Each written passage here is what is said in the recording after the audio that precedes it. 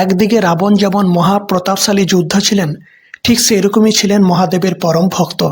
তিনি মহাদেবকে সন্তুষ্ট করার জন্য তার মস্তক 10 বার উৎসর্গ করেছিলেন, যার ফলে তিনি 10টি মাথার অধিকারী হন। এই জন্য রাবণকে দশানন বলা হয়। রাবণ শুধু লঙ্কার রাজা ছিলেন তা নয়, রাবণ স্বর্গ, মর্ত, পাতাল এই 3 লোক জয় করেছিলেন।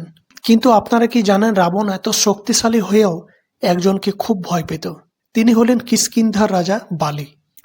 রামায়ণের কাহিনী অনুসারে আমরা জানতে পারি, রাবণ তো শক্তিশালী ছিলেনই, কিন্তু রাবণের থেকেও বেশি শক্তিশালী ছিলেন কিষ্কিন্ধার রাজা বালি।